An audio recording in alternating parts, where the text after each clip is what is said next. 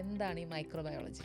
ഇത് പൊതുവെ സൂക്ഷ്മജീവികളെ, നമ്മുടെ കണ്ടുകൊണ്ട് കാണാൻ കഴിയാത്ത ജീവജാലങ്ങളെ പറ്റി പഠിക്കുന്ന ഒരു ശാസ്ത്ര മേഖലയാണ്.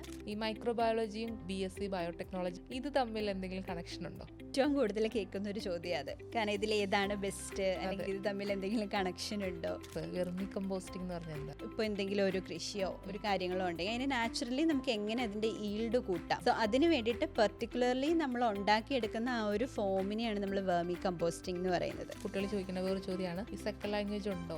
ഉണ്ട്, നമുക്ക് ലാംഗ്വേജ് പഠിക്കാനുണ്ട്. ഇപ്പം മോസ്റ്റ്ലി സ്റ്റുഡൻസ് ഒക്കെ ചോദിക്കുന്നതാണ് ജർമ്മൻ പഠിക്കാൻ പറ്റുമോ, ഫ്രഞ്ച് പഠിക്കാൻ പറ്റുമോ, അതൊക്കെ നമ്മൾ പ്രൊവൈഡ് ചെയ്യുന്നത്. പുതിയ ഒരു രീതി അനുസരിച്ച് ഇപ്പോൾ 4 വർഷത്തെ ഹോണേഴ്സ് ഡിഗ്രി ഒക്കെ വന്നേക്കുന്ന ഒരു സാഹചര്യമാണ്. നല്ല സ്കോറിൽ ക്രെഡിറ്റ്സിലുള്ള ഒരു കുട്ടിക്ക് റിസർച്ചിലേക്ക് പോകാൻ താല്പര്യം ഉണ്ടെങ്കിൽ 4th ഇയറിൽ റിസർച്ചിൽ പോകും. ഇപ്പം നമ്മുടെ കേരളത്തിൽ ഇപ്പോൾ പഠിക്കുന്ന കുട്ടികളുണ്ടല്ലോ, ഇവിടുന്ന് തന്നെ എന്തെങ്കിലും സെലക്ഷൻ കിട്ടുമോ? കൊച്ചിൻ ആർട്സ് ആൻഡ് സയൻസിൽ നമ്മൾ അവർക്ക് ആഡ് ഓൺ കോഴ്സസ് പ്രൊവൈഡ് ചെയ്യുന്നുണ്ട്. സോ നമ്മുടെ കുട്ടികൾ ഇത് പഠിച്ച് പുറത്തേക്ക് ഇറങ്ങിക്കഴിഞ്ഞാൽ ഒരു ഇന്റർവ്യൂവിന് പോയി കഴിഞ്ഞാൽ they will get the priority. ഇത് പഠിച്ചു കഴിഞ്ഞാൽ എത്ര രൂപ സാലറി കിട്ടും? നമ്മൾ ഔട്ട് സൈഡ് പോയി കഴിഞ്ഞാൽ നല്ല പാക്കേജ് ഉണ്ടാവും. നമുക്ക് അവിടെ പെർമനന്റ് ആയിട്ടുള്ള PR കിട്ടും. കൊച്ചിൻ കോളേജിൽ നമ്മൾ മൈക്രോബയോളജി പഠിക്കാൻ ഒരു കുട്ടി അഡ്മിഷൻ എടുത്താൽ ആ കുട്ടിക്ക് എന്തൊക്കെ ബെനിഫിറ്റ് ആയിരിക്കും കിട്ടുക? ഹായ്, നമ്മൾ ഇന്ന് രണ്ടാമത്തെ ഒരു പോഡ്കാസ്റ്റ് വീഡിയോ ആണ് ചെയ്യുന്നത്. അപ്പം കഴിഞ്ഞ വട്ടം നമ്മൾ BCom കോഴ്സിനെ കുറിച്ചും അതിൻ്റെ എന്തൊക്കെ വാല്യൂ ആഡഡ് കോഴ്സുകൾ അതിൻ്റെ കൂടെ ചെയ്യാം എന്നതിനെക്കുറിച്ചൊക്കെയാണ് സംസാരിച്ചത്. ഇന്ന് നമ്മൾ അധികം കുട്ടികൾക്ക് അറിവില്ലാത്തതും അല്ലെങ്കിൽ കുറച്ചുകൂടി ഇൻഫർമേഷൻ ആവശ്യമായിട്ടുള്ളൊരു കോഴ്സാണ് മൈക്രോബയോളജി എന്ന് പറയുന്ന കോഴ്സ്. അപ്പോൾ അതിൻ്റെ സാധ്യതകൾ എന്തൊക്കെയാണ്, അല്ലെങ്കിൽ അത് പഠിച്ചാൽ ഇനി എന്തൊക്കെ ഫീൽഡിലേക്ക് കുട്ടികൾക്ക് പോകാം, ഇതിനെക്കുറിച്ചൊക്കെയാണ് നമ്മൾ ഇന്നിവിടെ ചർച്ച ചെയ്യാൻ പോകുന്നത്. അപ്പം ഇന്ന് നമുക്കിവിടെ ഗസ്റ്റ് ആയിട്ടുള്ളത് കൊച്ചിൻ ആർട്സ് ആൻഡ് സയൻസ് കോളേജിൻ്റെ മൈക്രോബയോളജി വിഭാഗം മേധാവിയായ ആതിര മിസ്സാണ്. മിസ്സിനെ ഞാൻ ഈ പോഡ്കാസ്റ്റിലേക്ക് സ്വാഗതം ചെയ്യുന്നു. സുഖമായിരിക്കുന്നു മിസ്സേ? സുഖം. ഓക്കെ, നമ്മൾ ഇന്ന് ഈ ചർച്ച തുടങ്ങുമ്പം നമുക്ക് ആദ്യമായിട്ട് ഈ കോഴ്സിനെ കുറിച്ച് കൂടുതൽ ആർക്കും അറിയില്ല. എന്താണ് ഈ കോഴ്സ് പഠിച്ചാൽ, അല്ലെങ്കിൽ കോഴ്സ് പഠിച്ചാലുള്ള ഓപ്പർച്യൂണിറ്റീസ് എന്തൊക്കെയാണ്, ഇതിനെക്കുറിച്ചൊക്കെയാണ് നമുക്ക് ഇന്ന് കൂടുതൽ ചർച്ച ചെയ്യാനുള്ളത്. അപ്പം മിസ്സേ, ആദ്യമായിട്ട് എന്താണ് ഈ മൈക്രോബയോളജി? എല്ലാവരും കേട്ടിട്ടുണ്ടെങ്കിലും ഇപ്പോഴും എല്ലാവരുടെയും മനസ്സിൽ അധികം വ്യക്തമല്ലാത്തൊരു സബ്ജക്റ്റാണ് മൈക്രോബയോളജി എന്ന് പറയുന്നത്.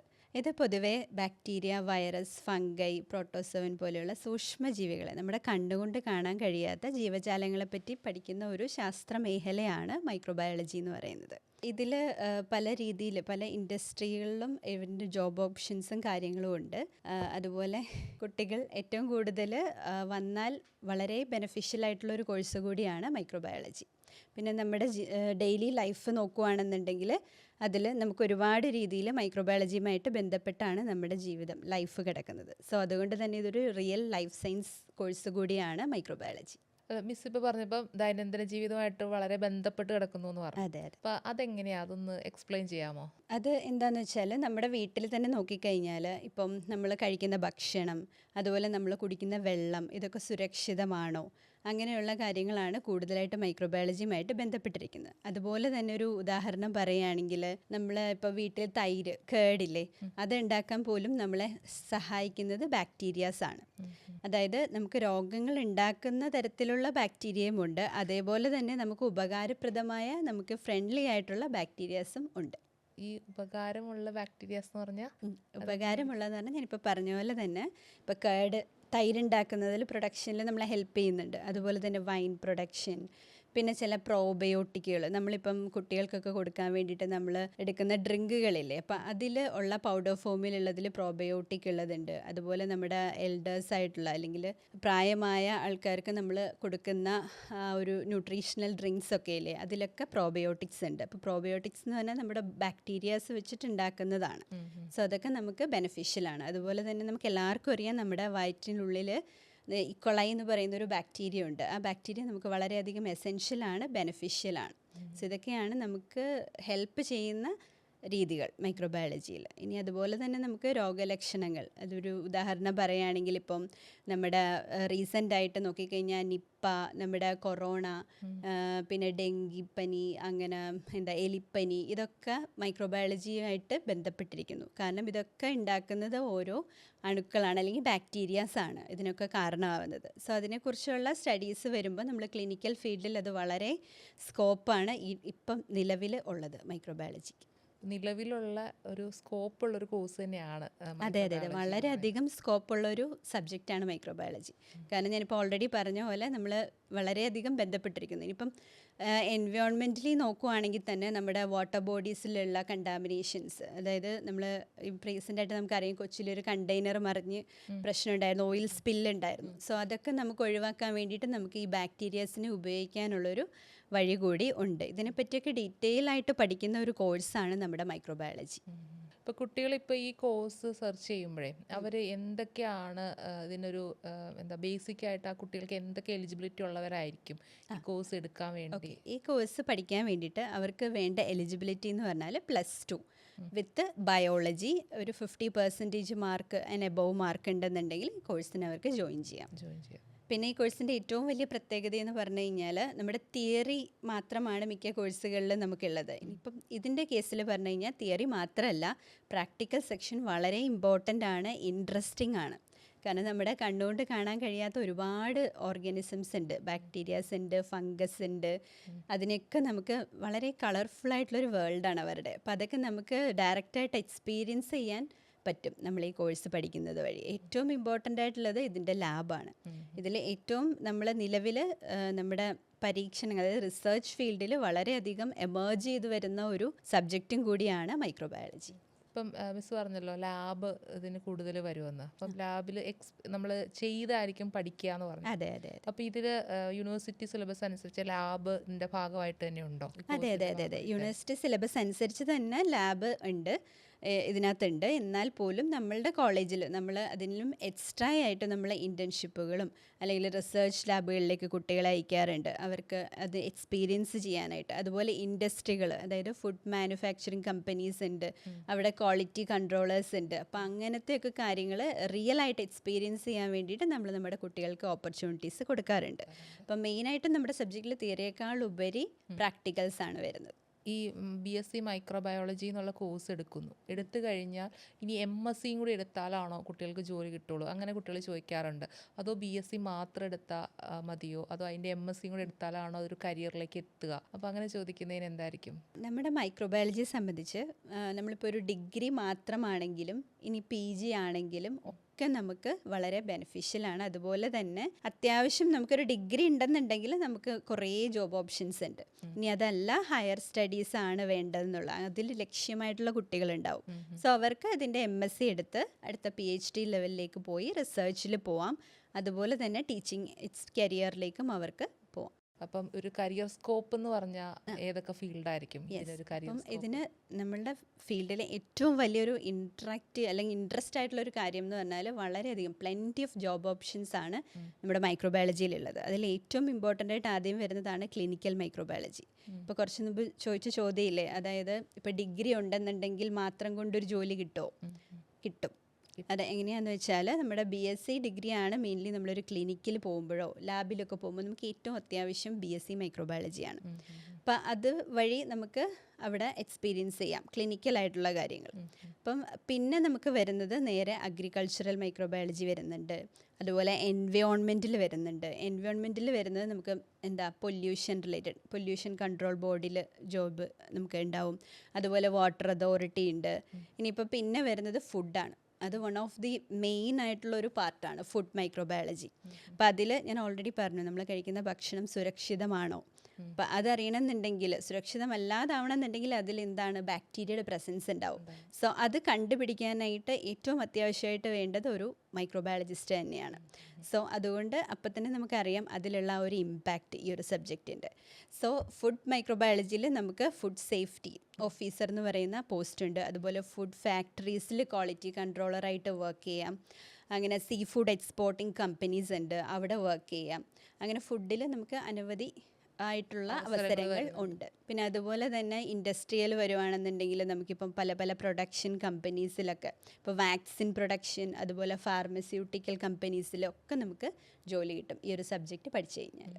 അപ്പം സ്കോപ്പ് ഉള്ള ഒരു മേഖല തന്നെയാണ്. അതെ അതെ അതെ അതെ. ഇനി അതിനുശേഷം ഞാൻ ഈ പറഞ്ഞ പോലെ ഹയർ സ്റ്റഡീസ് എടുത്തു കഴിഞ്ഞാൽ നമുക്ക് കൂടുതൽ റിസർച്ച് ഫീൽഡിലേക്കോ PhD ഒക്കെ ചെയ്ത് കഴിഞ്ഞാൽ നമുക്ക് സയൻറ്റിസ്റ്റ് പോസ്റ്റിലേക്ക് വർക്ക് ചെയ്യാം. അതുപോലെ തന്നെ ഞാൻ ഈ പറഞ്ഞ പോലെ ടീച്ചിങ് കരിയർ. ഇപ്പം ഈ മിസ് പറഞ്ഞല്ലോ, ഇപ്പം 3 തരത്തിൽ പറഞ്ഞല്ലോ. ക്ലിനിക്കൽ പറഞ്ഞു, ക്ലിനിക്കൽ മൈക്രോബയോളജി അല്ലെങ്കിൽ ക്ലിനിക്കൽ രീതിയിലേക്ക് പോകാമെന്ന് പറഞ്ഞു. അതെ അതെ. അപ്പം അങ്ങനെ ഈ ക്ലിനിക്കലിലേക്കാണ് ഫോക്കസ് ചെയ്യുന്നതെങ്കിൽ നമുക്ക് ഇവിടെയുള്ള ലാബുകളോ അല്ലെങ്കിൽ സ്വന്തമായിട്ട് ലാബുകൾ നടത്താനോ അങ്ങനെയൊക്കെ പറ്റുമോ? പറ്റും ഉറപ്പായിട്ടും പറ്റും. നമുക്ക് ഇവിടെയുള്ള ലാബിൽ ഞാൻ പറഞ്ഞ പോലെ നമുക്ക് എപ്പോഴും ഓപ്പർച്യൂണിറ്റീസ് ഉണ്ട്. കാരണം മൈക്രോബയോളജിയുടെ കാര്യങ്ങൾ ചെയ്യാൻ എപ്പോഴും ഒരു മൈക്രോബയോളജിസ്റ്റ് തന്നെ വേണം. അത് വേറൊരു ടെക്നീഷ്യനോ വേറെ ഒരു പോസ്റ്റിലുള്ള ആർക്കും അത് ചെയ്യാനുള്ള പ്രൊവിഷൻ ഇല്ല. സോ എന്തായാലും ഒരു ക്ലിനിക്കിൽ മൈക്രോബയോളജി ഹാൻഡിൽ ചെയ്യുന്നുണ്ടെങ്കിൽ, അപ്പോൾ ഹാൻഡിൽ ചെയ്യാന്ന് പറയുമ്പോൾ തന്നെ നമുക്ക് ഓൾറെഡി ഇപ്പോൾ കറണ്ട് സിനേറിയോ നോക്കിക്കഴിഞ്ഞാൽ അറിയാം. നിപ്പ ഉണ്ട്, കൊറോണ ഉണ്ട്, ഡെങ്കു ഉണ്ട്. അപ്പോൾ ഇങ്ങനെയുള്ള എല്ലാ കാര്യങ്ങളും മൈക്രോബയോളജിയുടെ അണ്ടറിലാണ് വരുന്നത്. സോ ആ ഒരു കോവിഡ് സിറ്റുവേഷനിൽ പോലും നമുക്കറിയാം ഏറ്റവും കൂടുതൽ ആവശ്യം വന്നിരുന്ന മെഡിക്കൽ ഫീൽഡിൽ വന്നിരുന്ന ഒരു പോസ്റ്റ് മൈക്രോബയോളജിസ്റ്റ് ആണ്. അപ്പോൾ നമുക്ക് ഗവൺമെൻറ്റിൻ്റെയിലാണെങ്കിൽ പോലും ഒരുപാട് അവസരങ്ങൾ ഉണ്ട് ക്ലിനിക്കൽ മൈക്രോബയോളജിയിൽ. ഇപ്പം നമ്മുടെ NHM എന്ന് പറഞ്ഞിട്ട് നാഷണൽ ഹെൽത്ത് മിഷൻ, അപ്പോൾ അതിൽ നമ്മുടെ കുറേ വേക്കൻസീസ് വരാറുണ്ട്. സോ അതിലൊക്കെ നമുക്ക് ഹയർ ചെയ്യാൻ പറ്റും മൈക്രോബയോളജി എടുത്തു കഴിഞ്ഞാൽ. ഇപ്പോൾ ഒരു ഹോസ്പിറ്റലിലൊക്കെ വർക്ക് ചെയ്യണമെന്ന് ആഗ്രഹിക്കുന്ന ആളുകളാണെങ്കിലും ഈ കോഴ്സ് എടുത്ത് അവർക്ക് സ്കോപ്പ് ഉണ്ട്. അതെ അതെ അതെ, വളരെയധികം സ്കോപ്പ് ഉണ്ട്. കാരണം ഇതിപ്പോൾ കേരളത്തിലാണെങ്കിലും കേരളത്തിന് പുറത്താണെന്നുണ്ടെങ്കിലും നമുക്ക് ഹോസ്പിറ്റൽസിൽ എപ്പോഴും മൈക്രോബയോളജിസ്റ്റിൻ്റെ വേക്കൻസീസ് വരാറുണ്ട്. നമ്മൾ അതിനുവേണ്ടി കുട്ടികളെ ഹയർ ചെയ്യാറുമുണ്ട്. അപ്പം ഏറ്റവും കൂടുതലായിട്ട് വരുന്ന പൊസിഷൻസിൽ ഒന്നാണ് ഈ പറഞ്ഞ ഹോസ്പിറ്റൽസിലും ക്ലിനിക്സിലും ഉള്ള മൈക്രോബയോളജിസ്റ്റ് പോസ്റ്റുകൾ. അപ്പം ഇത് കേരളത്തിൽ മാത്രമാണോ അതോ കേരളത്തിൽ വെളിയിലേക്കും അല്ലെങ്കിൽ എബ്രോഡ് പോയാലും സാധ്യതയുണ്ടോ? അതെ അതെ, നമുക്ക് ഏറ്റവും കൂടുതൽ സാധ്യത ഉള്ളത് നമ്മുടെ എബ്രോഡ് പോകുമ്പോഴാണ്. അതുപോലെ തന്നെ നമ്മുടെ കേരളത്തിലും അനവധി അവസരങ്ങളുണ്ട്. അതിലും ഉപരി പുറത്താണ് ഉള്ളത്. കാരണം ഇന്നത്തെ ഒരു തലമുറ എപ്പോഴും പുറത്തേക്ക് പോകാനുള്ള ഒരു ടെൻഡൻസി ആണല്ലോ. അപ്പോൾ അവിടെ നമ്മുടെ മെഡിക്കൽ ഫീൽഡിൽ മൈക്രോബയോളജിയിൽ വളരെയധികം സാധ്യതയുണ്ട്. അതുപോലെ സാലറി പാക്കേജസും വളരെ ഹൈക്കിലാണ് നമുക്ക് അവിടെ കിട്ടുക. സോ അതുകൊണ്ട് തന്നെ കുട്ടികൾ മോസ്റ്റ്ലി പുറത്ത് വർക്ക് ചെയ്യാനാണ് കൂടുതൽ ഇൻട്രസ്റ്റ് കാണിക്കാറ്. ഇനിയിപ്പോൾ ഇവിടെ നിൽക്കാനാണെങ്കിലും ഞാൻ ഈ പറഞ്ഞ പോലെ ഒരുപാട് ഓപ്ഷൻസ് ഉണ്ട്, അവസരങ്ങളുണ്ട് അവർക്ക്. ഇപ്പോൾ മിസ് നമുക്ക് വെളിയിൽ പോകാനാണ് കുട്ടികൾ ഇപ്പോൾ കൂടുതലും ആഗ്രഹിക്കുന്നത്. അപ്പോൾ ഈ വെളിയിൽ പോകുന്ന കുട്ടികൾക്ക് BSc മൈക്രോബയോളജി ഒരു ക്വാളിഫിക്കേഷൻ മതിയോ അതോ MSc കൂടെ എടുത്തിട്ടാണോ വെളിയിലേക്ക് പോകുന്നത്? ഇപ്പം കണ്ടുവരുന്ന ഒരു ട്രെൻഡ് എന്ന് വെച്ചിട്ടുണ്ടെങ്കിൽ BSc ഡിഗ്രി ഫിനിഷ് ചെയ്തിട്ട് നേരെ സ്റ്റഡീസിനായിട്ട് അവർ പുറത്തേക്ക് പോവാണ്. ദെൻ അവിടെ തന്നെ നിന്നുകൊണ്ട് അവർ വർക്ക് പെർമിറ്റ് എടുത്ത് അങ്ങനെ ചെയ്യുന്നതാണ് നിലവിലിപ്പോൾ ഉള്ളത്. കാരണം മൈക്രോബയോളജി പഠിച്ച ഒരാൾക്ക് അവിടെ പെർമനൻറ്റ് PR കിട്ടാനായിട്ട് വളരെ എളുപ്പമാണ്. അപ്പോൾ അതുകൊണ്ട് തന്നെ കുട്ടികൾ ആ ഒരു പാറ്റേൺ ആണ്. വർക്കിന് പോയി കഴിഞ്ഞാൽ കുറച്ചും കൂടെ അവർക്ക് ഡിലേ വരും. സോ അവർ ഈ ഒരു പാറ്റേൺ ആണ് ഇപ്പോൾ ഫോളോ ചെയ്ത് കാണുന്നത്. അതായത് ഡിഗ്രി ചെയ്യുക എന്നിട്ട് നേരെ പോവുക എബ്രോഡ്. യെസ്, ഇപ്പോൾ ഗൾഫ് കൺട്രീസിലാണെങ്കിൽ പോലും നമുക്ക് ഇവിടുന്ന് എക്സാം എഴുതിയിട്ട് അതിനൊരു ലൈസൻസിങ് എക്സാം ഉണ്ട്. സോ അത് എഴുതി കഴിഞ്ഞിട്ടുണ്ടെങ്കിൽ നല്ല പാക്കേജിൽ നമ്മൾ ഗൾഫിലും പ്ലേസ്ഡ് ആവാറുണ്ട് സ്റ്റുഡൻസ്. ഇപ്പം നമ്മുടെ കേരളത്തിൽ ഇപ്പോൾ പഠിക്കുന്ന കുട്ടികളുണ്ടല്ലോ, അപ്പോൾ മൈക്രോബയോളജി പഠിച്ചുകൊണ്ടിരിക്കുന്ന കുട്ടികൾക്ക് പേരൻസ് കൂടുതലും ചോദിക്കും ഇവിടുന്ന് തന്നെ എന്തെങ്കിലും സെലക്ഷൻ കിട്ടുമോ അതോ അവർ തന്നെ പിന്നീട് എക്സാംസോ വേറെ എന്തെങ്കിലും എക്സാംസ് എഴുതിയിട്ട് വേണോ കയറാൻ? വെറുതെ കോഴ്സ് കഴിയുമ്പോൾ തന്നെ പ്ലേസ്മെൻറ്റിന് വേണ്ടിയിട്ട് പരിശ്രമിക്കാൻ പറ്റുമോ അതോ എലിജിബിലിറ്റി വേറെ എന്തെങ്കിലും ടെസ്റ്റുകൾ ഇപ്പം ലാബ് ഇപ്പം മിസ് പറഞ്ഞാൽ ഹോസ്പിറ്റലുകളിലൊക്കെ കയറുകയെന്ന് വിചാരിച്ചു, അവർക്ക് സെപ്പറേറ്റ് ഏതെങ്കിലും ഒരു കോഴ്സ് കൂടി ചെയ്യേണ്ടി വരുമോ അതോ ഇത് മാത്രമായിട്ട് മതിയാവോ? നമ്മുടെ അതായത് കൊച്ചിൻ ആർട്സ് ആൻഡ് സയൻസിൽ നമ്മൾ അവർക്ക് ആഡ് ഓൺ കോഴ്സസ് പ്രൊവൈഡ് ചെയ്യുന്നുണ്ട്. സോ ക്ലിനിക്കൽ മൈക്രോബയോളജിയിലാണെന്നുണ്ടെങ്കിൽ എപ്പോഴും ഞാനീ പറഞ്ഞ പോലെ മൈക്രോബയോളജിസ്റ്റിനൊരു കോമ്പീറ്റിംഗ് ആയിട്ട് വരുന്നത് എപ്പോഴും പാരാമെഡിക്കൽ കോഴ്സായ ലബോറട്ടറി MLT മെഡിക്കൽ ലബോറട്ടറി ടെക്നീഷ്യനാണ്. സോ നമ്മുടെ കൊച്ചിൻ ആർട്സ് ആൻഡ് സയൻസ് കോളേജിൽ നമ്മൾ അതൊരു ആഡ് ഓൺ കോഴ്സായിട്ട് അതിൻ്റെ സെയിം സിലബസിൽ CLT എന്ന് പറഞ്ഞിട്ടൊരു കോഴ്സ് നമ്മൾ പ്രൊവൈഡ് ചെയ്യുന്നുണ്ട്. സോ നമ്മുടെ കുട്ടികൾ ഇത് പഠിച്ച് പുറത്തേക്ക് ഇറങ്ങിക്കഴിഞ്ഞാൽ അവർക്കൊരു സ്ഥലത്ത് ഹയർ ചെയ്യാനായിട്ട് ഒരു ഇൻ്റർവ്യൂവിന് പോയി കഴിഞ്ഞാൽ they will get the priority. കാരണം അവർക്ക് ഓൾറെഡി അവരുടെ കയ്യിൽ എന്തുണ്ടാവും, ഈ ആഡ് ഓൺ ആയിട്ട് മെഡിക്കൽ ലബോറട്ടറി കോഴ്സിൻ്റെ ആ ഒരു സർട്ടിഫിക്കറ്റ് പ്ലസ് നമ്മുടെ BSc മൈക്രോബയോളജി ആയിരിക്കും ഉള്ളത് എപ്പോഴും. സോ അതൊരു പ്രയർ കണ്ടീഷനാണ്. വെറുതെ ഒരു MLT മാത്രം പഠിച്ചിട്ട് വരുന്നൊരു കുട്ടിക്കും MSc മൈക്രോബയോളജി അല്ലെങ്കിൽ BSc മൈക്രോബയോളജിയുടെ കൂടെ ഇത് പഠിച്ചിട്ട് വരുന്ന കുട്ടിക്കും രണ്ടോ പഠിച്ചവർക്കായിരിക്കും എലിജിബിലിറ്റി കിട്ടുക. ഡിഗ്രിയുടെ കൂടെ പഠിക്കുന്നവർക്കായിരിക്കും കൂടുതൽ പ്രയോറിറ്റി. കാരണം അല്ലാതെ പഠിക്കുകയാണെന്നുണ്ടെങ്കിൽ എക്സ്ട്രാ അവർക്ക് 2 years അങ്ങനെ പോവുകയാണ്. പക്ഷെ നമ്മളുടെ ഈ കോഴ്സിന്റെ ഉള്ളിൽ പഠിക്കുമ്പോൾ ആ സെയിം ടൈമിൽ നമുക്ക് പഠിച്ചു തീർക്കാം. ഓക്കെ, അപ്പോൾ ഈ CLT കോഴ്സ് അല്ലെങ്കിൽ MLTയുടെ തന്നെയാണെന്ന് പറഞ്ഞല്ലോ, അപ്പം അതെങ്ങനെയായിരിക്കും? അത് ഇവർക്ക് അതിൻ്റെ ഡീറ്റെയിൽ ആയിട്ടൊന്ന് പറഞ്ഞുതരാമോ? ഈ CLT കോഴ്സ് എന്താണ്, എന്തൊക്കെയായിരിക്കും പഠിപ്പിക്കുക എന്നുള്ളത്? അപ്പം നമുക്ക് ഇപ്പം മെയിനായിട്ടും ഒരു ക്ലിനിക്കൽ ലാബിലോ അല്ലെങ്കിൽ ഒരു ഹോസ്പിറ്റലിലോ ഏറ്റവും മെയിനായിട്ട് വരുന്നത് 3 ഡിപ്പാർട്ട്മെൻറ്റ്സ് ആണ്. അതായത് ഹെമറ്റോളജി, ബയോകെമിസ്ട്രി, മൈക്രോബയോളജി. സോ ഇത് 3ഉം ഉള്ളവരെയാണ് കൂടുതലും ലാബ് ഇൻചാർജ് പോസ്റ്റിലേക്കൊക്കെ പ്രിഫർ ചെയ്യുന്നത്. സോ നമ്മുടെ കുട്ടികൾക്ക് ഓൾറെഡി നമ്മുടെ ഇവിടെ മൈക്രോബയോളജിയും ഉണ്ട്, അതിൻ്റെ കൂടെ MLT ഉണ്ട്. MLT എന്ന് പറഞ്ഞാൽ മെഡിക്കൽ ലബോറട്ടറി ടെക്നീഷ്യൻ, അതായത് ലാബിലെ ടെക്നീഷ്യൻ എന്നാണ് അവരെ പറയുന്നത്. സോ അവരിത് 3ലും ഫെമിലിയർ ആയിരിക്കും. അതായത് അവരുടെ സിലബസിൽ മൈക്രോബയോളജി ഉണ്ടാവും, ഹെമറ്റോളജി ഉണ്ടാവും, ബയോകെമിസ്ട്രി ഉണ്ടാവും. സോ അതുകൊണ്ട് തന്നെ നമുക്ക് അപ്പം തന്നെ മനസ്സിലാവും എന്താണ് ഈ കോഴ്സ് എന്നുള്ളത്. സോ നമുക്കിവിടെ ഓൾറെഡി മൈക്രോബയോളജി നമ്മൾ വാസ്റ്റായിട്ട് അവർക്ക് സിലബസിലുണ്ട്. അത് കൂടാതെ അവർ സ്റ്റഡി ചെയ്യുന്നത് ഹെമറ്റോളജി, ബയോകെമിസ്ട്രി, ഹിസ്റ്റോപത്തോളജി. ഈ 3 കാര്യം കൂടെ അതിനകത്തേക്ക് നമ്മൾ ഇൻ്റഗ്രേറ്റ് ചെയ്യുക ചെയ്യുന്നത്. മറ്റേതാണെങ്കിൽ നമ്മൾ സെപ്പറേറ്റ് ഒരു കോഴ്സ് മാത്രമാണ് പഠിക്കുന്നത്. അപ്പം നമുക്ക് ആ ഒരു പർട്ടിക്കുലർ ഡിപ്പാർട്ട്മെൻറ്റ് മാത്രമേ ഹാൻഡിൽ ചെയ്യാൻ പറ്റുള്ളൂ. പക്ഷേ നമ്മൾ ഈ രീതിക്ക് പഠിക്കുമ്പോൾ അത് നമുക്ക് ഇൻചാർജ് പോസ്റ്റിലേക്കും അതുപോലെ തന്നെ ആ 3 ഡിപ്പാർട്ട്മെൻറ്റിലും നമുക്കൊരു ഓപ്ഷൻ കിട്ടുകയാണ് ചെയ്യുന്നത്. അപ്പോൾ അത് കൂടുതൽ ബെനിഫിറ്റ് ആയിരിക്കും അതെ കുട്ടികൾക്ക് അതെ, വളരെ ബെനിഫിറ്റ് ആണ്. അതെ. മിസ്സേ, അപ്പോൾ ഈ ഒരു കോഴ്സ് മാത്രമാണോ അവിടെ ആഡ് ഓൺ ആയിട്ട് കൊടുക്കുന്നത്, അതോ വേറെ ഏതെങ്കിലും കോഴ്സിന് സ്കോപ്പോ അല്ലെങ്കിൽ വേറെ ഏതെങ്കിലും കോഴ്സ് കൊടുക്കുന്നുണ്ടോ? നമ്മൾ ഇതിൻ്റെ കൂടെ സസ്റ്റൈനബിലിറ്റിയുടെ ബേസിസിൽ 2 കോഴ്സും കൂടെ ആഡ് ഓൺ കോഴ്സും കൂടെ നമ്മൾ കൊടുക്കുന്നുണ്ട്. ഒന്ന് വെർമി കമ്പോസ്റ്റിങ്ങും, രണ്ടാമത് ടിഷ്യൂ കൾച്ചർ ടെക്നോളജി. ഇത് രണ്ടും നമുക്ക് വളരെ നാച്ചുറലായിട്ട് നമുക്ക് പഠിച്ചെടുക്കാൻ പറ്റുന്നതാണ്. അതുപോലെ തന്നെ നമുക്ക് നാളെ ഒരു എൻ്റർപ്രണർഷിപ്പ് ആവണം എന്നുണ്ടെങ്കിൽ അതിൽ വളരെ ബെനിഫിഷ്യൽ ആയിട്ടുള്ളതാണ് ഈ 2 കോഴ്സുകൾ. ഈ ടിഷ്യൂ കൾച്ചർ എന്ന് പറഞ്ഞില്ലേ, അപ്പം ഇന്നിപ്പോൾ ഒരുപാട് ആളുകൾ ചെയ്യുന്ന കണ്ടിട്ടുണ്ട്, സ്വന്തമായിട്ട് ചെയ്യുന്ന കണ്ടിട്ടുണ്ട്. അപ്പം അവർ ഈ കൂണൊക്കെ പ്രധാനമായിട്ടും കൾട്ടിവേറ്റ് ചെയ്യുന്ന കണ്ടിട്ടുണ്ട്. അതെ അതെ. അപ്പം അതിനൊക്കെ ഈ ഒരു സർട്ടിഫൈഡ് കോഴ്സ് ഇതായിരിക്കും, എലിജിബിൾ ആയിരിക്കും സ്വന്തമായിട്ട് അങ്ങനെയൊക്കെ തുടങ്ങാനായിട്ട്? അതെ അതെ അതെ അതെ, എന്തായാലും ചെയ്യാൻ പറ്റും. പിന്നെ നമ്മുടെ കോളേജിൽ നമ്മൾ അതിന് മഷ്റൂം കൾട്ടിവേഷന് സ്പെഷ്യൽ ട്രെയിനിങ് കുട്ടികൾക്ക് കൊടുക്കാറുണ്ട്. അതിൻ്റെ സർട്ടിഫിക്കറ്റ് ഉള്ള ഒരു കോഴ്സും കൂടിയാണത്, മഷ്റൂം കൾട്ടിവേഷൻ. അത് ഒരു 1 വീക്ക് കോഴ്സൊക്കെ അല്ലെങ്കിൽ 2-3 ഡേയ്സിലും ചെയ്യാം നമുക്ക്. പക്ഷേ അത് കുട്ടികൾക്ക് വളരെ ബെനിഫിഷ്യലാണ്. പിന്നെ ഞാൻ ഈ പറഞ്ഞ പോലെ ഇപ്പം നമുക്കത് കൾട്ടിവേഷൻ ചെയ്ത് ഒരു ഓണ്ടർപ്രണർഷിപ്പിലേക്ക് പോകണമെന്നുണ്ടെങ്കിൽ അവർക്ക് സ്വന്തമായിട്ട് ഒരു സ്റ്റാർട്ടപ്പ് വേണമെങ്കിലും അത് വെച്ചിട്ട് തുടങ്ങാം. സോ അതിനുള്ള ബാക്കപ്സ് ഒക്കെ നമ്മൾ കോളേജിൽ നിന്ന് നമ്മൾ സപ്പോർട്ടെല്ലാം പ്രൊവൈഡ് ചെയ്യാറുണ്ട് കുട്ടികൾക്ക്. മിസ് ഒരു 3ാമതൊരു കോഴ്സ് കൂടി പറഞ്ഞല്ലോ, വെർമി കമ്പോസ്റ്റിംഗ് എന്ന് പറഞ്ഞല്ലോ. അപ്പോൾ ഇത് പേര് കേൾക്കുമ്പോൾ എല്ലാവർക്കും എന്താണെന്ന് അറിയാനൊരു ക്യൂരിയോസിറ്റി ഉണ്ട്. എനിക്കും ഉണ്ട്. എന്താ മിസ്സേ ആ ഒരു കോഴ്സ് വെർമി കമ്പോസ്റ്റിംഗ് എന്ന് പറഞ്ഞാൽ എന്താ? നമ്മൾ കുഞ്ഞിലെ തന്നെ അറിയാമല്ലേ, നമ്മൾ ഈ എർത്ത് വേംസിനെ പറ്റി നമുക്ക് ഒരുപാട് നമ്മൾ പഠിച്ചിട്ടുണ്ട്. സുവോളജിക്കലി ആണെങ്കിലും നമ്മുടെ ബയോളജി, നമ്മുടെ സ്കൂൾ ഫീൽഡിൽ നമ്മൾ ഏറ്റവും കൂടുതൽ അല്ലേ പ്രാക്ടിക്കൽ സെഷനിലായാലും കുറച്ച് നമ്മൾ സയൻസ് സ്റ്റുഡൻസിന് കേട്ടോ ഏറ്റവും കൂടുതൽ ഇൻട്രസ്റ്റ് ഉള്ളൊരു പാർട്ടാണത്. സോ ഇവിടെയും കമ്പോസ്റ്റിംഗ് എന്ന് പറഞ്ഞു കഴിഞ്ഞാൽ നമ്മൾ ഇപ്പോൾ ബയോ ഫെർട്ടിലൈസേഴ്സ് ഇല്ലേ, അത് നാച്ചുറലായിട്ട് നമുക്ക് ഒരു ഇപ്പോൾ എന്തെങ്കിലും ഒരു കൃഷിയോ ഒരു കാര്യങ്ങളോ ഉണ്ടെങ്കിൽ അതിന് നാച്ചുറലി നമുക്ക് എങ്ങനെ അതിൻ്റെ ഈൽഡ് കൂട്ടാം. സോ അതിന് വേണ്ടിയിട്ട് പെർട്ടിക്കുലർലി നമ്മൾ ഉണ്ടാക്കിയെടുക്കുന്ന ആ ഒരു ഫോമിനെയാണ് നമ്മൾ വെർമി കമ്പോസ്റ്റിംഗ് എന്ന് പറയുന്നത്. സോ അത് എങ്ങനെയാണ് ഉണ്ടാക്കുന്നത്, അതിൻ്റെ ഡീറ്റെയിൽസ് എന്താണ്, അതിനകത്ത് എന്തൊക്കെ റിയാക്ഷൻസ് ആണ് നടക്കുന്നത്, അങ്ങനെയുള്ള കാര്യങ്ങളാണ് നമ്മൾ വെർമി കമ്പോസ്റ്റിങ്ങിൽ പഠിക്കുന്നത്. അതും ഈ പറഞ്ഞ പോലെ നമുക്ക് കമ്പോസ്റ്റ് ഉണ്ടാക്കി എൻ്റർപ്രണർഷിപ്പ് എന്നുള്ള രീതിയിൽ നമുക്കത് സെയിൽ ചെയ്യാം. അങ്ങനെ ഒരു സ്റ്റാർട്ടപ്പ് പോലെ നമുക്ക് തുടങ്ങാം. അപ്പോൾ ഈ ഇപ്പോൾ പറഞ്ഞല്ലോ അതൊരു സ്റ്റാർട്ടപ്പ് പോലെ തുടങ്ങാമെന്ന്. അപ്പോൾ അങ്ങനെ തുടങ്ങാൻ ഉള്ള എന്തെങ്കിലും സർട്ടിഫിക്കറ്റ് ഇതിൻ്റെ കൂടെ കിട്ടുമോ? നമുക്ക് അങ്ങനെ എന്തെങ്കിലും തുടങ്ങാനുള്ള സർട്ടിഫിക്കറ്റ് ആയിട്ട് എന്തെങ്കിലും കൊടുക്കുന്നുണ്ടാവോ? നമ്മൾ ഓൾറെഡി ഇപ്പം ഈ ടിഷ്യൂ കൾച്ചർ ആണെങ്കിലും നമ്മുടെ വെർമി കമ്പോസ്റ്റിംഗ് ആണെങ്കിലും ഇതിനൊക്കെ നമ്മൾ സർട്ടിഫിക്കറ്റ്സ് പ്രൊവൈഡ് ചെയ്യുന്നുണ്ട്. സോ അത് അവർക്കിപ്പോൾ നാളെ വേറൊരു ഇൻഡസ്ട്രിയിൽ അവർ വർക്ക് ചെയ്യാൻ പോകും, ഒരു അഗ്രികൾച്ചറൽ ഇൻഡസ്ട്രിയാണ്. സോ അവിടെ അവർക്ക് ഈ സർട്ടിഫിക്കറ്റ്സ് ബെനിഫിഷ്യൽ ആയിരിക്കും. ഇനി അതല്ല ഇവർക്ക് സ്വന്തമായിട്ട് ഇതൊരു ഇപ്പോൾ പറഞ്ഞില്ലേ സ്റ്റാർട്ടപ്പായിട്ട് തുടങ്ങണം എന്നുണ്ടെങ്കിൽ ഈ സർട്ടിഫിക്കറ്റ്സ് അവർക്ക് യൂസ് ചെയ്യാം. പിന്നെ ഈ ഫ്യൂച്ചറൽ മൈക്രോബയോളജി എന്താവും എന്നൊരു ക്വസ്റ്റ്യൻ ചോദിക്കാനായിട്ട് ഇങ്ങനെ കേട്ടിട്ടുണ്ട്. അപ്പോൾ അതിന് എന്തായിരിക്കും മിസ്റ്റർ ആൻസർ? എന്തായിരിക്കും ഫ്യൂച്ചറിൽ ഇനി എന്താണ് മൈക്രോബയോളജി? ഫ്യൂച്ചറിൽ മൈക്രോബയോളജി അതാണ് ഏറ്റവും one of the important question ആണത്.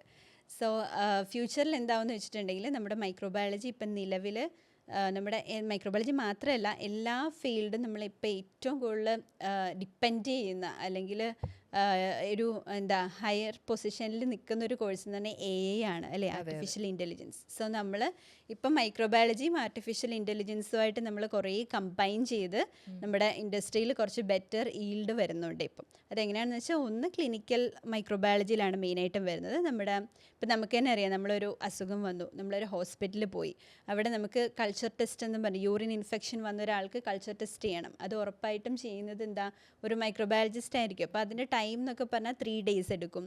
അതുപോലെ നമുക്ക് ഓരോന്നിൻ്റെ അറിയാം, ഇപ്പോൾ RT-PCR കൊറോണ പോലെയുള്ള സിറ്റുവേഷൻ വരുമ്പോൾ അന്ന് നമ്മൾ ഒരാഴ്ചയോളമൊക്കെ വെയിറ്റ് ചെയ്യേണ്ട അവസ്ഥകൾ വന്നിട്ടുണ്ട്. സോ ഇപ്പോൾ AI-യുമായിട്ട് ഇൻ്റഗ്രേറ്റ് ചെയ്ത് ആ ഡേറ്റ മാനേജ്മെൻ്റ് ഒക്കെ ഫാസ്റ്റ് അപ്പ് ആക്കി നമുക്ക് റിസൾട്ട്സ് കൂടുതൽ വേഗം കിട്ടുന്നുണ്ട്. അപ്പം ആ രീതിക്കാണ് ഒന്ന്. പിന്നെ ഇനി അതല്ലാതെ നമുക്ക് ഇപ്പം ഞാൻ പറഞ്ഞ പോലെ വേസ്റ്റ് ഡീഗ്രഡേഷൻ ഉണ്ടല്ലോ, ഇപ്പോൾ വാട്ടർ ബോഡീസ്. അപ്പോൾ അതിൽ നമുക്കിപ്പോൾ ഒരു ഓർഗാനിസം അതിനെ കൂടുതലായിട്ട് ഡീഗ്രേഡ് ചെയ്യുന്നുണ്ടെങ്കിൽ അതിൻ്റെ ജീനിൽ കുറച്ച് വേരിയേഷൻസ് ഒക്കെ വരുത്തി കഴിഞ്ഞാൽ നമുക്ക് കൂടുതൽ ഫാസ്റ്റായിട്ട് അതിനെ ഡിഗ്രേഡ് ചെയ്യാൻ പറ്റും. ഒരു ഉദാഹരണമാണ് കേട്ടോ ഞാൻ പറയണത്. അപ്പോൾ ആ ഒരു രീതിക്കൊക്കെ നമ്മൾ അതിനെ ഐഡൻറ്റിഫൈ ചെയ്ത് ചെയ്യാനുള്ള റീകോമ്പിനൻറ്റ് DNA ടെക്നോളജീസൊക്കെ നമ്മുടെ ഫീൽഡിൽ ഇപ്പോൾ അവൈലബിൾ ആണ്. സോ അതും നമുക്ക് കൂടുതലായിട്ട് ഫ്യൂച്ചറിൽ ഭയങ്കര ഹോപ്പ് തരുന്ന, റിസർച്ച് ഫീൽഡിൽ വളരെയധികം ഹോപ്പ് തരുന്ന ഒരു സംഭവം, ഒരു ഫീൽഡാണ്, ഒരു ഏരിയ ആണ് അത്. അപ്പോൾ ശരിക്കും AI മൈക്രോബയോളജിയിലും ഉണ്ട്. യെസ് ഉണ്ട്. അതുപോലെ തന്നെ നമ്മുടെ ബയോടെക്നോളജി നമ്മൾ ഇൻ്റഗ്രേറ്റ് ചെയ്യുന്നുണ്ട്. അതായത് നമുക്ക് എല്ലാവർക്കും അറിയാം, നാട്ടിൽ പറയുന്നൊരു കാര്യമുണ്ട്, അതായത് ആൻറ്റിബയോട്ടിക് കഴിക്കുമ്പോൾ അല്ലേ, എല്ലാവരും കേട്ടിട്ടുണ്ടാവും. അത് എന്തായിരിക്കും, ആൻറ്റിബയോട്ടിക് കഴിക്കാൻ പാടില്ല, കഴിച്ചു കഴിഞ്ഞിട്ടുണ്ടെങ്കിൽ കറക്റ്റ് ഡോസിൽ ഫിനിഷ് ചെയ്യണം. കാരണം എന്ന് വെച്ചാൽ ഇപ്പം നമുക്ക് നിലവിൽ വളരെയധികം ആൻറ്റിബയോട്ടിക് റെസിസ്റ്റൻസ് ആണ് കാണിക്കുന്നത്. അതായത് മരുന്നുകൾ ഉപയോഗിച്ചിട്ട് ഫലമില്ല ആൻറ്റിബയോട്ടിക്. അപ്പം അതിന് എഗെയിൻസ്റ്റ് ആയിട്ട് നമ്മൾ, അല്ലെങ്കിൽ അതിനൊരു ഇൻസ്റ്റഡ് ഓപ്ഷനായിട്ട് നമ്മളിപ്പം ബയോടെക്നോളജി ഇൻ്റഗ്രേറ്റ് ചെയ്ത് നാനോ പാർട്ടിക്കിൾ സ്റ്റഡി നടത്തുന്നുണ്ട്. സോ അതും നമ്മുടെ ഫീൽഡിൽ വളരെ എമേർജിങ് ആണ്, വളരെ ഹോപ്പ്ഫുള്ളാണ്. കാരണം നാളെ ആൻറ്റിബയോട്ടിക് ഇല്ലാത്തൊരു സിറ്റുവേഷൻ വന്നു കഴിഞ്ഞാൽ നമുക്ക് നെക്സ്റ്റ് ഓപ്ഷൻ അത് ഈ ഇൻ്റഗ്രേറ്റ് വഴി നാനോ പാർട്ടിക്കിൾ സ്റ്റഡീസ് ആണ്. ഈ നാനോ പാർട്ടിക്കിൾസ് എന്ന് പറയുന്നത് ഫ്രം ബാക്ടീരിയസ് ആണ്. സോ അങ്ങനെയാണ് അത് മൈക്രോബയോളജിയുമായിട്ട് റിലേറ്റ് ചെയ്തിരിക്കുന്നത്. ആ ബാക്ടീരിയ വരുന്നതുകൊണ്ടാണ് അത് മൈക്രോബയോളജി റിലേറ്റ് ചെയ്യുന്നത്. ഈ കൊറോണ സമയത്ത് നമ്മൾ കേട്ടിട്ടുണ്ട് ബാക്ടീരിയസിന്റെ ഒരു പ്രശ്നം. ആ സമയത്താണ് എനിക്ക് തോന്നുന്നു സാധാരണക്കാരനൊക്കെ ഇതിനെക്കുറിച്ച് കൂടുതൽ അറിയാനൊക്കെ തുടങ്ങി. അല്ലെങ്കിൽ ഈ മൈക്രോബയോളജി എന്ന് പറഞ്ഞൊരു വിഷയം എല്ലാവർക്കും അതിനെക്കുറിച്ച് കൂടുതൽ അറിയില്ല. അപ്പൊ അത് ഡീറ്റെയിൽ ആയിട്ട് പഠിക്കുന്നവർക്കേ അറിയുള്ളൂ. അപ്പൊ ഇങ്ങനെ ഒരു സിറ്റുവേഷൻ വന്നപ്പോഴാണ് ഇതിന്റെയൊക്കെ ഓരോ കാര്യങ്ങൾ എല്ലാവരും അറിഞ്ഞു തുടങ്ങിയത്. അപ്പം നമ്മളിപ്പോൾ ഈ പറഞ്ഞ അനുസരിച്ചിട്ടാണെങ്കിൽ പിള്ളേർക്ക് ഒരുപാട് സ്കോപ്പ് ഉള്ളൊരു മേഖലയാണ് മൈക്രോബയോളജി. പക്ഷെ ഞാൻ പല കുട്ടികളും ഇങ്ങനെ പറഞ്ഞിട്ടുണ്ട്, അതിനൊരു ഇൻട്രസ്റ്റ് ഉള്ളവർക്കേ അതെടുത്തിട്ട് കാര്യമുള്ളൂ, അല്ലെങ്കിൽ എല്ലാവരും അതെടുത്തിട്ട് കാര്യമില്ല, കുറച്ചൊക്കെ അതിനെക്കുറിച്ചൊരു ഇൻട്രസ്റ്റ് വേണം, എന്നാൽ മാത്രമേ അതിൽ ഒരു സ്കോപ്പ് ഉള്ളൂ, അല്ലെങ്കിൽ അത് പഠിച്ചിട്ട് കാര്യമുള്ളൂ എന്നൊക്കെ പറയുന്നുണ്ട്. ശരിക്കും അങ്ങനെ ആണോ? അതിനോടൊരു ഇൻട്രസ്റ്റ് ഉള്ളവർക്ക് മാത്രമാണോ അത് പഠിക്കാൻ പറ്റുള്ളൂ? അങ്ങനെ ചോദിച്ചാൽ നമുക്ക് കുറച്ചൊക്കെ ഇൻട്രസ്റ്റ് വേണം. പക്ഷെ ആ ഇൻട്രസ്റ്റ് നമുക്ക് എന്താണെന്ന് മനസ്സിലാക്കിയാലേ ആ ഇൻട്രസ്റ്റ് നമുക്ക് ഉണ്ടോ ഇല്ലയോ എന്നുള്ളത് നമുക്ക് മനസ്സിലാക്കാൻ പറ്റുള്ളൂ. സോ ആദ്യം അതിന് മൈക്രോബയോളജി എന്താണെന്ന് അറിയണം. നമ്മൾക്ക് ഓരോരുത്തർക്കും അറിയാം, ഒരു ലൈവായിട്ടൊരു ബാക്ടീരിയനെ മൈക്രോസ്കോപ്പ് വഴി കാണുന്നത് മോസ്റ്റ്ലി എല്ലാവർക്കും ഇൻട്രസ്റ്റ് ഉള്ളൊരു കാര്യമല്ലേ. സോ അതേപോലെ നമ്മൾ ഓരോന്നും എക്സ്പീരിയൻസ് ചെയ്യുമ്പോഴാണ്. പക്ഷെ ശരിക്കും നമ്മളിതിൻ്റെ ഡെപ്തിലേക്ക് ഇറങ്ങിക്കഴിഞ്ഞാൽ it was A very interesting field. അത്രമാത്രം കളർഫുള്ളായിട്ടുള്ള, അത്രമാത്രം ലൈവായിട്ടുള്ള ഒരു ഫീൽഡാണ് മൈക്രോബയോളജി. ഇപ്പം പുതിയ ഒരു രീതി അനുസരിച്ച് ഇപ്പം 4 വർഷത്തെ ഹോണേഴ്സ് ഡിഗ്രി ഒക്കെ വന്നേക്കുന്ന ഒരു സാഹചര്യമാണ്. അപ്പോൾ അങ്ങനെ വരുമ്പോഴും ഈ മൈക്രോബയോളജി പഠിക്കുന്നവരും ചോദിക്കാറുണ്ട്, അവരും 4 വർഷമാണോ പഠിക്കേണ്ടത്, അതോ ഇപ്പോൾ ഡിഗ്രി 3 വർഷം കൊണ്ട് കംപ്ലീറ്റ് ചെയ്യാമോ, അത് ഇതിനകത്ത് എന്തായിരിക്കും സ്പെഷ്യലൈസേഷനായിട്ട് എടുക്കേണ്ടി വരിക? അപ്പം അതെന്തായിരിക്കും ശരിക്കും ഈ ഹോണേഴ്സ്? അത് ശരിക്കും FAUGPയുടെ പ്രകാരം നമുക്ക് 3 വർഷം കൊണ്ട് വേണമെങ്കിൽ നമ്മുടെ ക്രെഡിറ്റ്സ് ഒക്കെ അറ്റൈൻ ചെയ്ത് കഴിഞ്ഞാൽ നമുക്ക് 3 വർഷം കൊണ്ട് വേണമെങ്കിലും അത് ഫിനിഷ് ചെയ്യാം. ഇനി അതല്ല, നല്ല സ്കോറിൽ ക്രെഡിറ്റ്സിലുള്ളൊരു കുട്ടിക്ക് റിസർച്ചിലേക്ക് പോകാൻ താല്പര്യം എന്നുണ്ടെങ്കിൽ 4th ഇയറിൽ റിസർച്ചിൽ പോകും. റിസർച്ച് ചെയ്യാം. പിന്നെ എനിക്ക് രസകരമായ ഒരു ചോദ്യമുണ്ട്. ഇവർ പഠിച്ചു കഴിഞ്ഞ് എല്ലാവരും ജോലി കിട്ടുമെന്ന് ചോദിക്കും, അതേപോലെ പ്ലേസ്മെന്റ് ഉണ്ടോ എന്ന് ചോദിക്കും, ഡയറക്റ്റ് പ്ലേസ്മെന്റ് ഉണ്ടോ എന്ന് ചോദിക്കും, പിന്നെ ചോദിക്കുന്ന ചോദ്യമാണ് എത്ര രൂപ സാലറി കിട്ടുമെന്ന്. അപ്പം അതെല്ലാവരും ചോദിക്കുന്നതാണ്, ഇത് പഠിച്ചു കഴിഞ്ഞാൽ എത്ര രൂപ സാലറി കിട്ടും? അപ്പം അത് ചോദിച്ചാൽ എന്തായിരിക്കും മിസ് അതിനൊരു ഉത്തരം? അത് ചോദിച്ചാൽ ഇറ്റ് ഡിപ്പെൻസ് എന്ന് ഞാൻ പറയുള്ളൂ. കാരണം ഞാനിപ്പോൾ പറഞ്ഞ പോലെ കുറേ അധികം ഫീൽഡുകളുണ്ട്. അതിൽ നമുക്ക് ഓരോ ഫീൽഡിലും സാലറി പാക്കേജസ് ഡിഫറെൻ്റ് ആയിരിക്കും. പിന്നെ ഓഫ് കോഴ്സ് നമ്മൾ ഔട്ട്സൈഡ് പോയി കഴിഞ്ഞാൽ നല്ല പാക്കേജ് ഉണ്ടാവും. അതായത് അറൗണ്ട് ഒരു 2-3 lakhs ഒക്കെ പുറത്തുണ്ടെന്നുള്ളതാണ് എൻ്റെ ഒരു അറിവ്. അതുപോലെ നമുക്കവിടെ പെർമനൻ്റ് ആയിട്ടുള്ള PR കിട്ടും. അപ്പോൾ അതുപോലെ ഇനി കേരളത്തിലാണെന്നുണ്ടെങ്കിൽ നമ്മൾ ഹയർ പോസ്റ്റിലൊക്കെ ആണെന്നുണ്ടെങ്കിൽ ഉറപ്പായിട്ടും നമുക്കൊരു 1 lakh ആ ഒരു ലെവലിലൊക്കെ സാലറി കിട്ടും. അപ്പോൾ ഞാനീ പറയുന്നത് ഇറ്റ് ഡിപ്പെൻസ്. ഇനീഷ്യലി നമുക്ക് കുറച്ച് കുറവായിരിക്കും, എന്നാലും നമ്മൾ എക്സ്പീരിയൻസ്ഡ് ആയി കഴിഞ്ഞാൽ അത്യാവശ്യം നല്ല പാക്കേജ് തന്നെ നമുക്ക് കിട്ടും. ഇനി കൊച്ചിൻ കോളേജിൽ നമ്മൾ മൈക്രോബയോളജി പഠിക്കാൻ ഒരു കുട്ടി അഡ്മിഷൻ എടുത്താൽ ആ കുട്ടിക്ക് എന്തൊക്കെ ബെനിഫിറ്റ് ആയിരിക്കും കിട്ടുക? നമ്മുടെ കൊച്ചിൻ കോളേജിലൊരു കുട്ടി മൈക്രോബയോളജിക്ക് അഡ്മിഷൻ എടുത്തിട്ടുണ്ടെങ്കിൽ ഉറപ്പായിട്ടും ആ കുട്ടിക്ക് വെൽ എക്യുപ്ഡ് ആയിട്ടുള്ള ഒരു ലാബ് എന്തായാലും അവിടെ നമ്മൾ പ്രൊവൈഡ് ചെയ്യുന്നുണ്ട്. സോ ഞാൻ ഓൾറെഡി പറഞ്ഞു, തിയറിയേക്കാൾ ഉപരി ഈ സബ്ജക്റ്റിൽ ഏറ്റവും വേണ്ടത് ലാബാണ്, ലബോറട്ടറി ഫെസിലിറ്റീസ് ആണ്. സോ നമ്മളവിടെ ഏറ്റവും ബെസ്റ്റ് ആയിട്ടുള്ള ലബോറട്ടറി ഫെസിലിറ്റീസ് ആണ് കുട്ടികൾക്ക് പ്രൊവൈഡ് ചെയ്യുന്നത്. പിന്നെ അതുപോലെ തന്നെ വെൽ ക്വാളിഫൈഡ് ആയിട്ടുള്ള ടീച്ചേഴ്സാണ് നമ്മുടെ ഡിപ്പാർട്ട്മെൻറ്റിലുള്ളത്.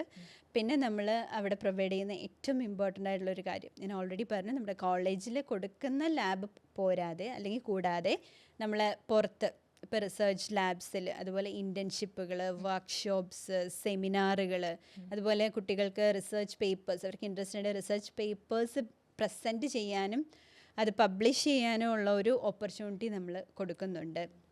അതുപോലെ തന്നെ അവരെ മാക്സിമം നമുക്ക് എന്തൊക്കെ സപ്പോർട്ട് കൊടുക്കാമോ അതൊക്കെ അവർക്ക് നമ്മൾ പ്രൊവൈഡ് ചെയ്യുന്നുണ്ട്. അതുവഴി അവരുടെ സ്കിൽസിനെ നമ്മൾ എൻഹാൻസ് ചെയ്യാനുള്ള എല്ലാ വഴികളും നമ്മളവിടെ നോക്കുന്നുണ്ട്. അതായത് academics plus skill enhancement and അവരുടെ ഫൈനലി അവരുടെ ക്വാളിറ്റി ഏറ്റവും ബെസ്റ്റാക്കി അവരെ പുറത്തേക്ക് വിടുക എന്നുള്ളതാണ് ഞങ്ങളുടെ കോളേജിൻ്റെ, ഞങ്ങളുടെ ഡിപ്പാർട്ട്മെൻറ്റിൻ്റെ എയിം. പിന്നെ വേറെ ഒരിടത്തും കണ്ടിട്ടില്ല മൈക്രോബയോളജിയുടെ ആഡ് ഓൺ കോഴ്സുകൾ പ്രൊവൈഡ് ചെയ്യുന്നത് അല്ലേ. ഇത്രയും കുട്ടികൾക്ക് ഇത്രയും സ്കോപ്പുള്ള 2-3 കോഴ്സുകൾ ഇതിൻ്റെ കൂടെ ആഡ് ചെയ്ത് കൊടുക്കുക എന്ന് പറയുന്നത് വളരെ എന്താ പറയുക, വളരെ അപ്രിഷ്യേറ്റ് ചെയ്യേണ്ട ഒരു കാര്യം തന്നെയാണ്. അപ്പം വേറൊരു സ്ഥലത്തും മൈക്രോബയോളജിയുടെ കൂടെ ഇങ്ങനെ കോഴ്സുകൾ കണ്ടിട്ടില്ല. പല സ്ഥലങ്ങളിലും ഫുഡ് സേഫ്റ്റിയുടെ എന്തെങ്കിലുമൊക്കെ പേപ്പറുകളൊക്കെ കണ്ടിട്ടുണ്ട്. പക്ഷേ മൈക്രോബയോളജിയായിട്ട് ഏറ്റവും അല്ലെങ്കിൽ കുട്ടികൾക്ക് ഏറ്റവും ജോലി കിട്ടാൻ സാധ്യതയുള്ള കുറച്ച് കോഴ്സുകൾ കൊടുക്കുന്നത് എനിക്ക് തോന്നുന്നു കൊച്ചിൻ കോളേജിൽ മാത്രമേ ഉള്ളൂ. പ്രത്യേകിച്ച് ഈ മിസ് പറഞ്ഞ പോലെ MLTക്ക് അനുവാദികമായിട്ടുള്ള CLT എന്ന് പറയുന്നൊരു കോഴ്സ് ലാബിലേക്ക് കിട്ടാൻ അത് വളരെ ഹെൽപ്ഫുൾ ആയിരിക്കും കുട്ടികൾക്ക്. കാരണം ഇന്ന് MLT മാത്രം പഠിക്കുന്ന കുട്ടികളൊക്കെയാണ് പല സ്ഥലത്തും ജോലി ചെയ്യുന്ന കണ്ടത്. അപ്പോൾ മൈക്രോബയോളജി പഠിക്കുന്ന ഒരു കുട്ടിക്ക് ഇതുകൂടി ഉള്ളപ്പോൾ ആ കുട്ടിക്ക് സ്കോപ്പ് കൂടുതലായിരിക്കും. അത് ആ കോളേജിന്റെ മാത്രം ഒരു ബെനിഫിറ്റ് ആയിട്ട് തോന്നുന്നു, പ്രത്യേകതയാണ് ആഡ് ഓൺ കോഴ്സ് കൊടുക്കാന്നുള്ളത്. ഓക്കെ മിസ്, അപ്പോൾ ഈ നോർമലി നമ്മളിപ്പം ഡിഗ്രിക്ക് അഡ്മിഷൻ എടുക്കാൻ പോകുന്ന സമയമാണ്. അപ്പം നോർമലി നമ്മളിപ്പോൾ കാണാറുണ്ട് ഈ നീറ്റ് എക്സാം കഴിഞ്ഞിട്ടൊക്കെ കുട്ടികൾ കൂടുതൽ ഇതിന് വേണ്ടി അന്വേഷിച്ച് വരാറുണ്ട്. നീറ്റ് കഴിഞ്ഞിട്ടായിരിക്കും കൂടുതൽ കുട്ടികൾ ഇതിന് അന്വേഷിച്ച് വരുന്നത്. അപ്പോൾ ചില കുട്ടികൾ ഒരു വർഷമൊക്കെ കളഞ്ഞിട്ട് ഈ കോഴ്സിന് വേണ്ടി ജോയിൻ ചെയ്യാറുണ്ട്.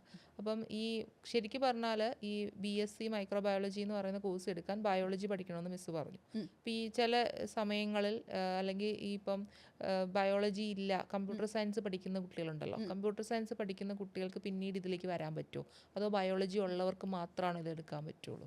ബയോളജി മേജർ സബ്ജക്റ്റ് ആയിട്ട് പഠിച്ചിരിക്കും, അതാണ് എലിജിബിലിറ്റി. അങ്ങനെയാണ് എലിജിബിലിറ്റി. അപ്പൊ ചിലർ വന്നിട്ടേ സയൻസ് ആണ് ഞങ്ങൾ പഠിച്ചതെന്ന് പറഞ്ഞു വരുമല്ലോ. സയൻസ് ആണെങ്കിലും അതിൽ ബയോളജി ഉണ്ടെങ്കിൽ മാത്രമാണ് ബയോളജി വേണം.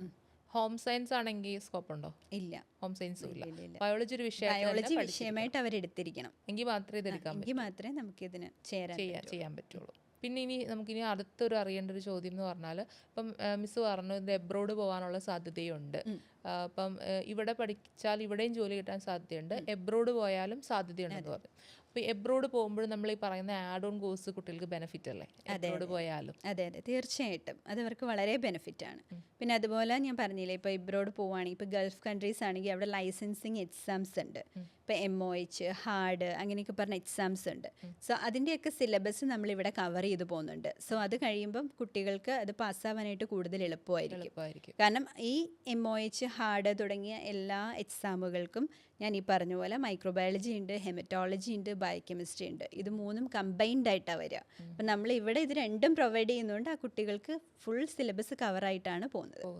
ഈ മൈക്രോബയോളജിയും കണ്ടിട്ടുണ്ട്, BSc ബയോടെക്നോളജിയും കണ്ടിട്ടുണ്ട്. ഇത് തമ്മിൽ എന്തെങ്കിലും കണക്ഷൻ ഉണ്ടോ? അത് തമ്മിലൊരു എന്താ പറയുക, ഒരേപോലെ പോകുന്ന 2 കോഴ്സുകളാണോ? അത് വളരെ നല്ലൊരു ചോദ്യമാണ്. കാരണം ഏറ്റവും കൂടുതൽ കേൾക്കുന്ന ഒരു ചോദ്യമാണ് അത്. കാരണം ഇതിൽ ഏതാണ് ബെസ്റ്റ്, അല്ലെങ്കിൽ ഇത് തമ്മിൽ എന്തെങ്കിലും കണക്ഷൻ ഉണ്ടോ? ശരിക്കും പറഞ്ഞൊരു സ്മോൾ മൈക്രോബിയൽ ലൈഫിനെ കണക്ട് ചെയ്യുന്നൊരു ടെക്നോളജിയാണ് ബയോടെക്നോളജി. അങ്ങനെയാണ് എനിക്ക് അതിനെ ഈസി ആയിട്ട് പറയാൻ പറ്റുള്ളൂ. കാരണം ഞാൻ ഈ പറഞ്ഞ പോലെ കുറച്ച് മുമ്പ് പറഞ്ഞില്ലേ, ജീൻസിനെ നമ്മൾ മോഡിഫൈ ചെയ്യുന്നു, വേരിയേഷൻസ് ചെയ്യുന്നു. അപ്പോൾ അതൊക്കെ കൂടുതലും ടെക്നോളജിക്കലി വരുമ്പോൾ അത് ബയോടെക്നോളജി ആപ്ലിക്കേഷൻസിൽ വരുന്നുണ്ട്. അതുപോലെ തന്നെ ഇപ്പം ഞാൻ ആൻറ്റിബയോട്ടിക്സിൻ്റെ കാര്യം പറഞ്ഞില്ലേ, അതിലും നാനോ പാർട്ടിക്കിൾസ് സ്റ്റഡി ചെയ്യുന്ന ടെക്നോളജി വരുന്ന ബയോടെക്നോളജിയിലാണ്. പക്ഷേ നാനോ പാർട്ടിക്കിൾസ് പ്രൊഡ്യൂസ് ചെയ്യുന്ന മൈക്രോ ഓർഗാനിസംസ് ആണ്. അപ്പം അങ്ങനെ they are always inter connected. പിന്നെ കമ്പാരിറ്റീവ്ലി നോക്കുമ്പം നമ്മുടെ മൈക്രോബയോളജിക്കാണ് കേരളത്തിൽ കുറച്ചും കൂടെ അവസരങ്ങളുള്ളത്. ബയോടെക്നോളജി എന്ന് പറയുമ്പോൾ ഔട്ട്സൈഡ് കേരളയാണ് കുറച്ചും കൂടെ ബെറ്റർ ഓപ്ഷൻസ് അവർക്ക് കിട്ടുക. ഇപ്പോൾ കേരളത്തിൽ കൂടുതൽ സ്കോപ്പും അല്ലെങ്കിൽ ഒരു ജോലി അവസരങ്ങളുള്ളത് നമ്മുടെ മൈക്രോബയോളജിക്ക് മൈക്രോബയോളജിക്കാണ്. തന്നെയാണ്. അതെ. ഓക്കെ. മിസ് അതേപോലെ ഈ മൈക്രോബയോളജിയുടെ സിലബസ് എന്തൊക്കെയായിരിക്കും എന്ന് പറഞ്ഞു തരുമോ? നമ്മൾ ഇതിനകത്ത് മെയിനായിട്ടും പഠിക്കുന്നത് ബാക്ടീരിയോളജി, വൈറോളജി, പാരസൈറ്റോളജി, ഇമ്മ്യൂണോളജി, അതുപോലെ തന്നെ ഫുഡ് മൈക്രോബയോളജി, പിന്നെ പലതരത്തിലുള്ള ഇൻഡസ്ട്രിയൽ മൈക്രോബയോളജി പഠിക്കുന്നുണ്ട്. അതുപോലെ മൈക്രോബിയൽ ജെനറ്റിക്സ് ഉണ്ട്.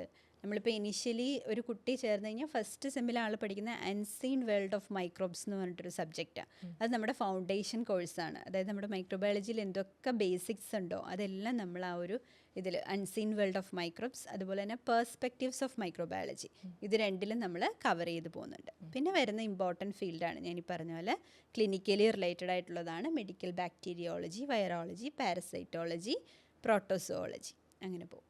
ഇത്രയും സബ്ജക്റ്റ് ആണ് അല്ലേ? അതെ അതെ അതെ. ഓക്കെ. അതേപോലെ ഇത് ഈ നമ്മുടെ BSc മൈക്രോബയോളജി പഠിക്കുമ്പം കുട്ടികൾ ചോദിക്കുന്ന വേറൊരു ചോദ്യമാണ്, ഈ സെക്കൻഡ് ലാംഗ്വേജ് ഉണ്ടോ അല്ലെങ്കിൽ ലാംഗ്വേജ് ഉണ്ടോ എന്നുള്ളത്. ശരിക്കും ഉണ്ടോ?